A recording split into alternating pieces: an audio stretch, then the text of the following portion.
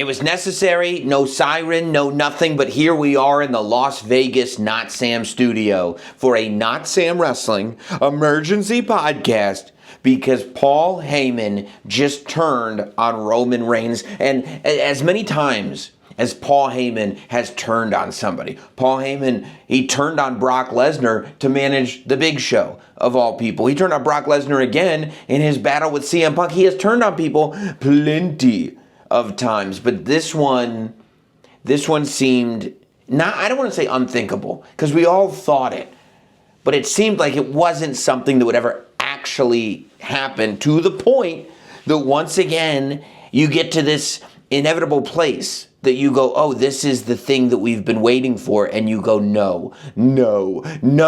Let's talk about the main event of WrestleMania 41 Saturday, which was the triple threat match between Seth Rollins, CmPunk, and Roman Reigns. First of all, great entrances from all three. Really amped up the main event feel, okay? Seth Rollins coming out with the whole black getup with the flamethrower. I don't know, a little bit reminding me of The Rock at, what was that, WrestleMania 32 in Dallas, was it? When he lit the thing on fire, when he had the confrontation with Bray Wyatt. I'm not saying Seth Rollins and The Rock are linked. I am saying that that's the first thing that I thought of when I saw the flamethrower. Maybe I think of The Rock when I see flamethrowers. I don't know. But Seth Rollins comes out, has his whole entrance. Roman Reigns has a spectacular entrance where he comes out by himself. No Paul Heyman. No red in his attire. No bloodline red. White and black in the gloves. A little white trim on the pant. Sneakers inspired, or wrestling boots inspired by the Concord Jordan 11s. And I loved, so the little screens that they had dangling over the ramp, a lot of people thought it was augmented reality. Those were real screens. And when Roman was coming out, it was flashing images of all the different members of the bloodline. Just really, really cool. All the aura, all the everything. And then here comes CmPunk. And now CmPunk has a whole video package before he comes out. And the video package is brilliant. It's him cutting that first WWE promo where he was introducing himself on ECW television, saying, I'm straight edge, I don't do this, I don't do that. My only addiction is wrestling. Except it's flashing between his face then and his face now. As much as things change, everything stays the same. The original CmPunk theme music is playing in the background. The audience in the stadium is singing along with that original music. I mean, so much history put into that thing. And I think it was really smart to give CmPunk that, because it helped to remind everybody that this is a coming of age for CmPunk, that this was a huge moment for CmPunk. He was finally getting to main event WrestleMania, that what we're seeing is years and years and years in the making. And now Living Color starts playing. They're there playing live. Amazing. Paul Heyman walks out with CmPunk.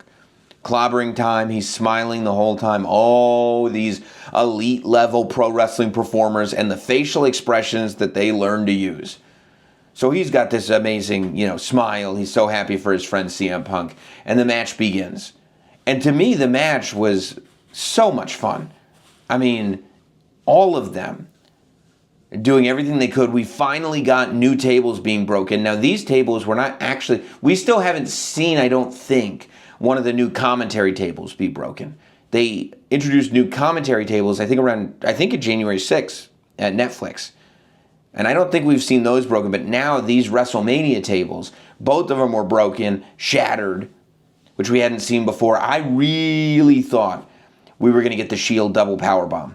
I really thought Roman was going to give it to us, and he would not.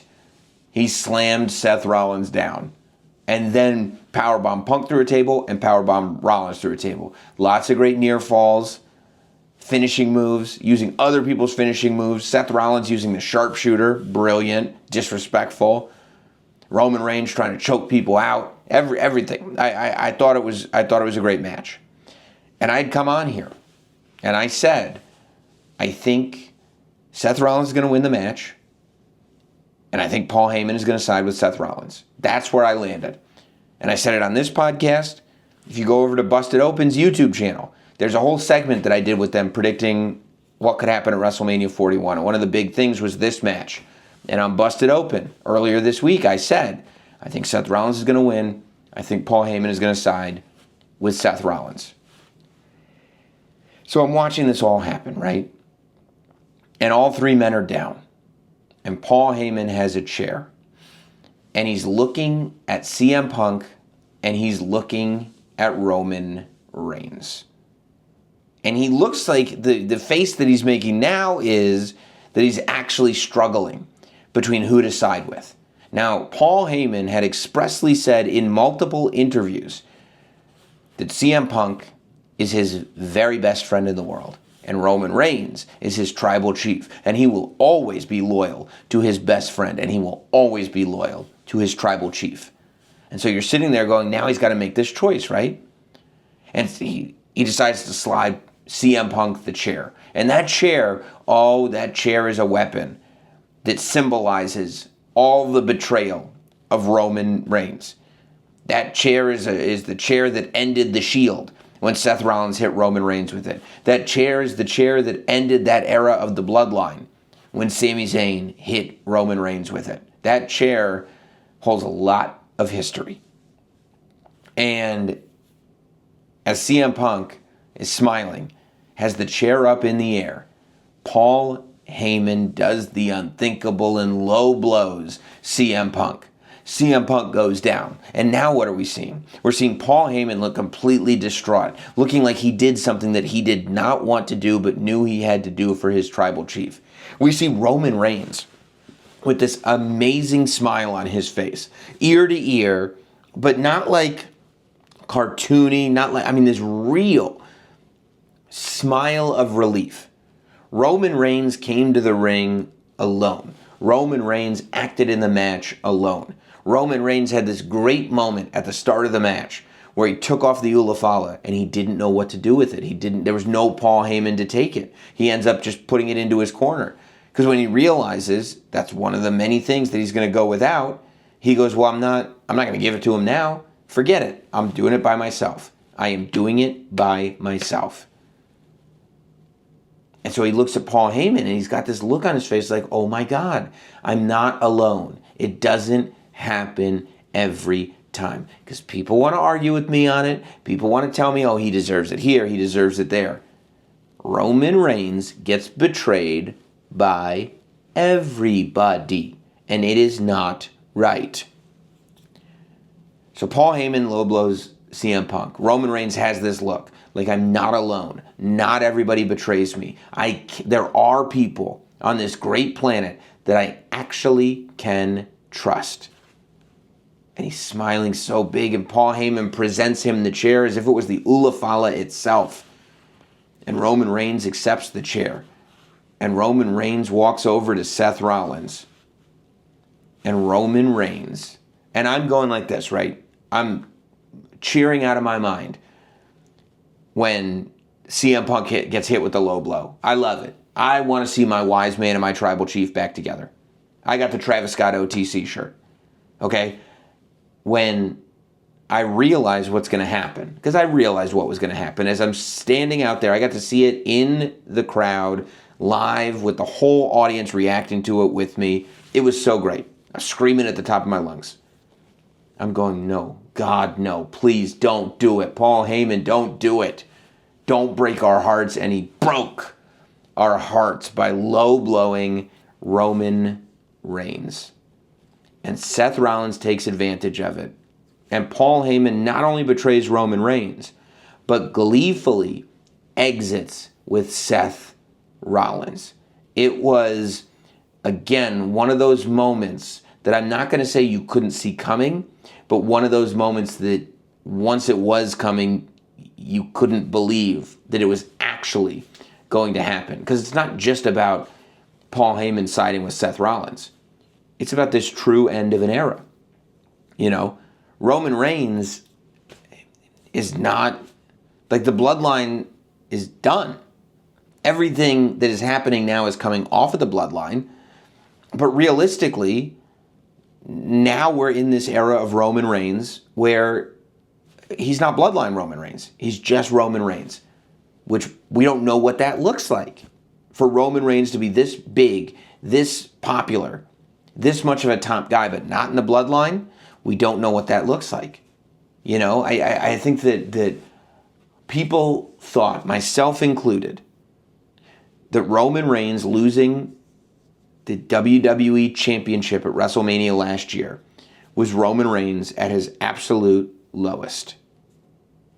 However, what we didn't realize is this. I thought this was going to be a year of rebuilding, right? That coming off of WrestleMania, it was like, okay, you lost to Cody, now it's time to rebuild. No. You tied up loose ends on the bloodline. And this year, it was about really putting Roman Reigns into the ground, really taking everything. You thought Roman had everything taken away from him when he had the World Championship taken away from him. No. Now, Roman has had everything taken away from him. And by the way, you know who's flourishing? His entire family. Jey Uso is the new World Heavyweight Champion. Jacob Fatu is the new United States Champion. And Roman Reigns is left without a championship, without a tribe, without anything. So there's a couple of things to me that are absolutely fascinating about this. Number one, of all the outcomes, Seth Rollins is on television every single week. What is a Paul Heyman, Seth Rollins tandem going to look like on a weekly basis? Seth Rollins, as we talked about on the emergency podcast that we dropped right after SmackDown, Seth Rollins changed the story of CmPunk bringing the Shield in to Paul Heyman, brought the Shield in, thus cementing the history that he had with Paul Heyman. But now what of Roman Reigns? So I thought that Roman Reigns was going to maybe drift back into heeldom. No way. Roman Reigns is a cemented babyface at this point. So do he and CmPunk both go after Seth Rollins? Does Roman Reigns disappear again and CmPunk is going after Seth Rollins? I don't know. I think, and I said this on Raw Recap, I think that this WrestleMania was far more, and this match included, and especially this match, was far more of a, we're kicking off the next season. This is the end of one season, beginning the next one. Because so much has changed. So much coming off of WrestleMania this year forces things to go in a completely different direction. I am not sold on there being a connection with the John Cena Cody Rhodes story. There are some that believe that The Rock is involved in all of this, and it's possible. The connections are there, and they're not that loose. Like, I understand everything counts, and if that's what you see, that's what you see. I don't see it. I see the Cody John story as a SmackDown story, and this story as a Raw story. That's just how I see it. I see them as two separate entities, but that's not to say that I'm not wrong, or that's not to say that they won't come together. But I don't know, man. There was just something. I'm screaming, no, I'm distraught. And I think a lot of it is, I don't want that story to end. I don't want that bloodline story to end. I do think that this puts Roman Reigns in a situation where he's able to be an even stronger babyface, that he is a pure good guy coming off of this. And I don't think he needs to change who he is or why, but I think he's a pure babyface. I also think that CmPunk is now at a deficit with Seth Rollins. That CmPunk, it felt like coming off of January 6th Raw, was like, okay, CmPunk beat Seth clean. And Seth couldn't win the match clean in the cage, so CmPunk is better than Seth Rollins. Well, Seth Rollins outsmarted them all. You know, quotes are important, everything counts, and everything is done for a reason.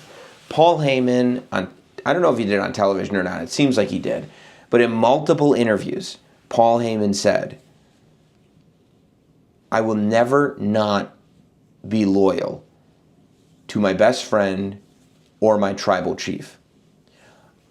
I have no idea how he's going to skew this. I have no idea how he's going to make it seem like doing this was right for CM Punk and Roman Reigns. Unless he's going to say, I lied. Which really wouldn't make sense. But I think there will be some explanation. You know, I've said you want to go into a wrestling match saying what happens next? What would happen if? What is the question?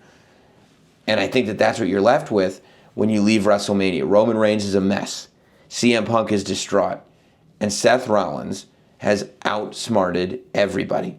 This is one of those predictions I'm not happy to be right about. I saw it happen, and I can only tell you how I feel. I can only tell you what my feelings are after seeing it happen, and that is I'm not ready for it to end. I don't want, and you can't go back now. You can't, you know?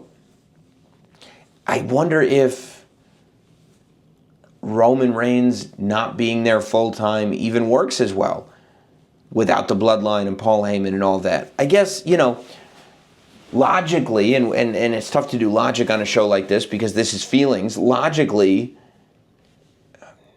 Seth was always the guy, and to me, and I brought this up on the Raw Recap podcast, which, by the way, if you want to hear Megan Morant and myself talk about every match from WrestleMania Saturday, as well as we did interviews with The New Day and with Jey Uso, the WrestleMania recap is available on the Raw Recap podcast feed or on the WWE YouTube channel.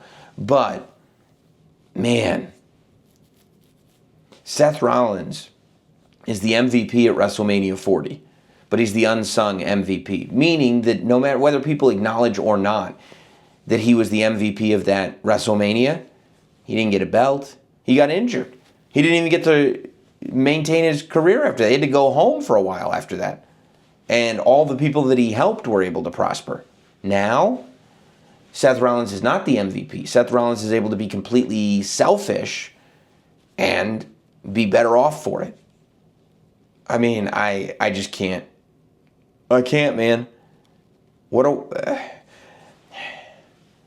And to do it, this is what I want to ask Triple H about. To do the Paul Heyman turn, 6, 7 weeks after you did the John Cena turn is nuts. What's next?